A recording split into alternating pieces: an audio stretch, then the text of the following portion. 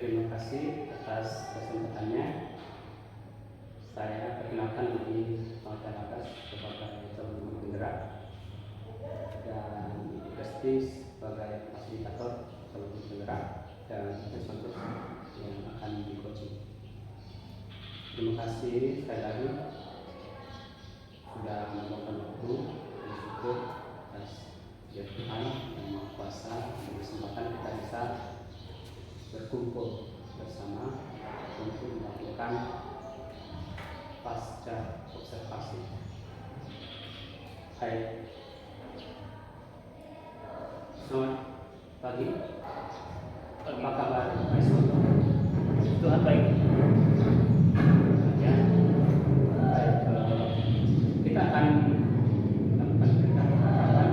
Kira-kira Bapak tahu tujuan percakapan ini seperti apa?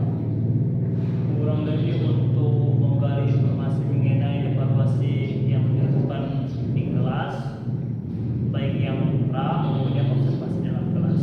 Tujuannya untuk mengevaluasi kurangnya atau lebihnya yang telah terjadi di dalam kelas.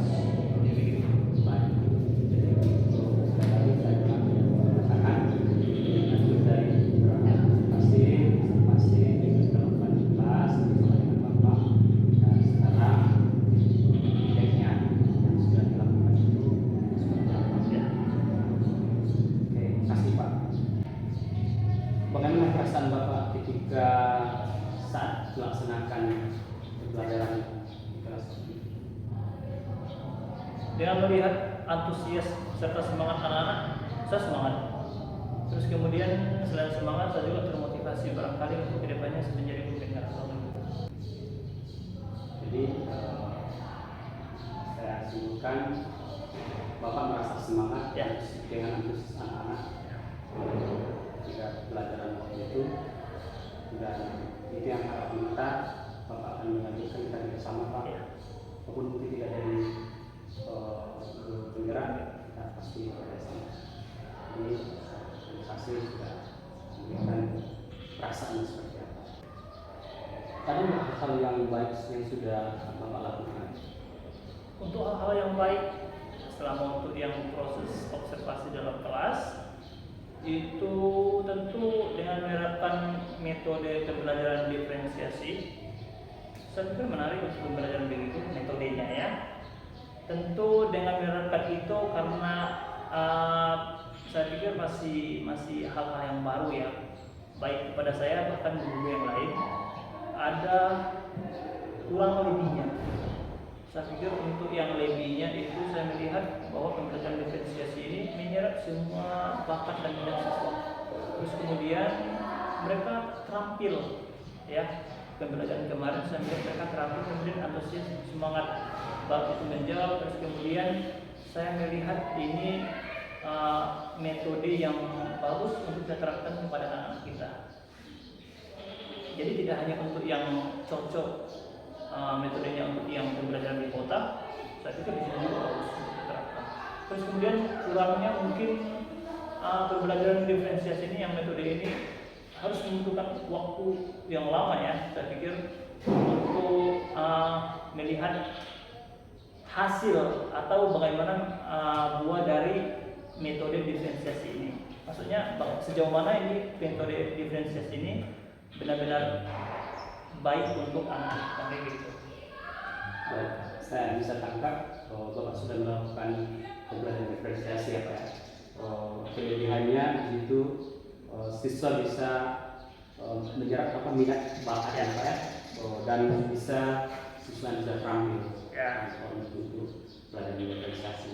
Namun yang pada kekurangan yang Bapak katakan membutuhkan waktu yang lama untuk mendapatkan hasil.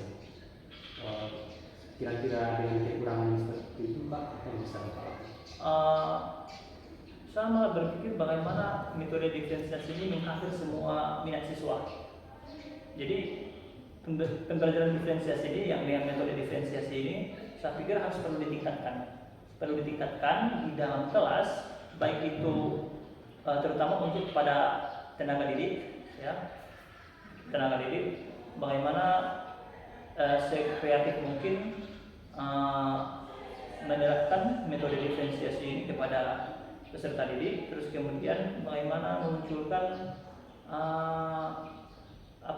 pembelajaran yang emosional sosial mereka, lalu tentu gunanya untuk meningkatkan minat siswa dalam belajar, kurang lebih. Terus kemudian yang metode diferensiasi ini sejauh mana ini benar-benar menjawab kebutuhan peserta didik. Baik Pak, jadi saya bisa tangkap bahwa untuk kedepannya sebagai pendidik harus lebih kreatif ya, kreativitas, jadi pada menggali potensi siswa itu apa yang saya tangkap dari sindiran tadi, dan juga Bapak sudah melakukan tadi pembelajaran sosial emosional ya. Bentuknya seperti apa yang sudah diterapkan? Seperti misalnya pembagian kelompok ya. Saya pikir begitu, pembagian kelompok, terus kemudian ada semacam game yang dilakukan di sana. Misalnya seperti menyuruh anak-anak untuk membuat sesuatu yang lebih kreatif, terus kemudian melibatkan anak-anak yang kurang aktif di dalam kelas misalnya. Saya pikir begitu. Terima kasih Pak. Jadi kira-kira kalau kita lihat skala dari 0 sampai 10, kira-kira posisi Pak Iswanto sekarang gimana? 78. Optimis 78. Jadi berarti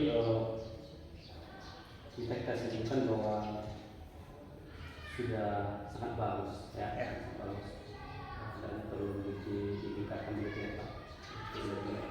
Dan dari tadi itu meningkatkan anak-anak. Untuk kedepannya Pak, apa yang perlu dikembangkan? Oke, untuk yang pembelajaran ini khususnya ya, menarik bahwa metode pembelajaran diferensiasi ini menyerap semua minat bakat peserta didik.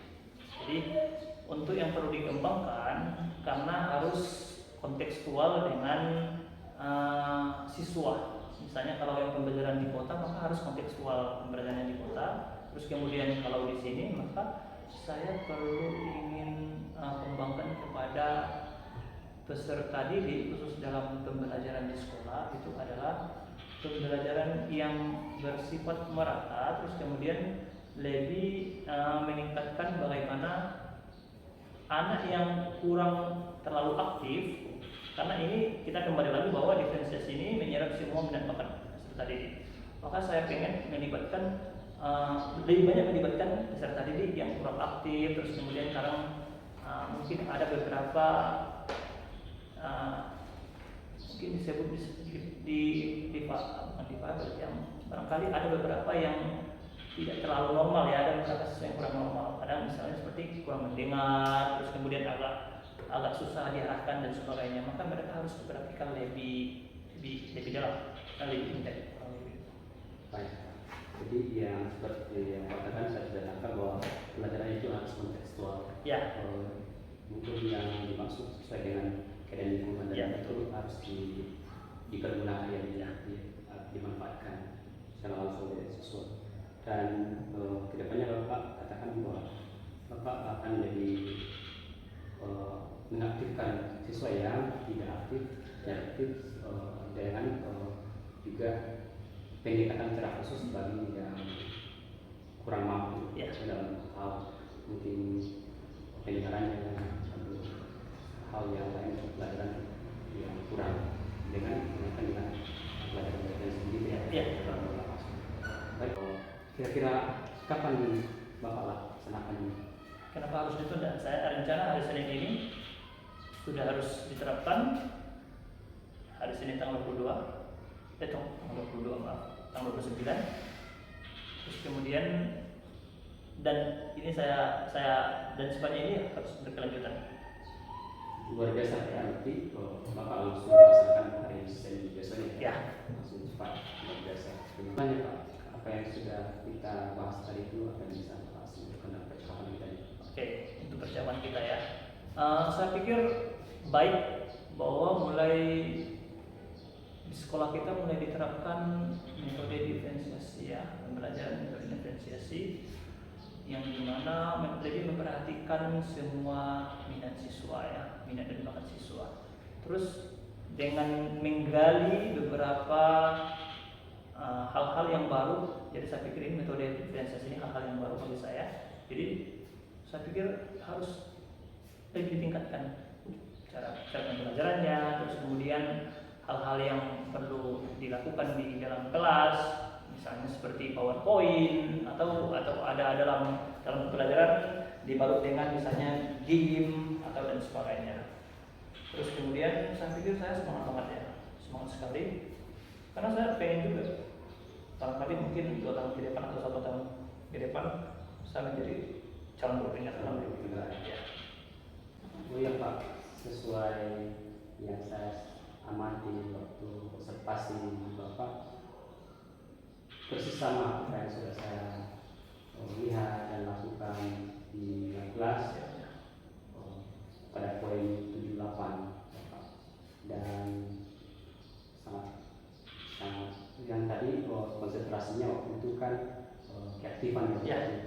Jadi sangat bagus, lalu dari melakukan pembelajaran diferensiasi, terus juga sedikitnya yang melakukan saat itu sangat luar biasa ya Pak, hal itu, dan perlu ditingkatkan ke depannya supaya lebih bagus pelajaran. Baik, terima kasih Pak atas percakapannya hari ini, luar biasa. Semoga apa yang kita bicarakan bisa ke depannya lebih baik, terutama untuk pembelajaran diferensiasi untuk siswa kita ke depannya. Sekali lagi terima kasih dan selamat siang.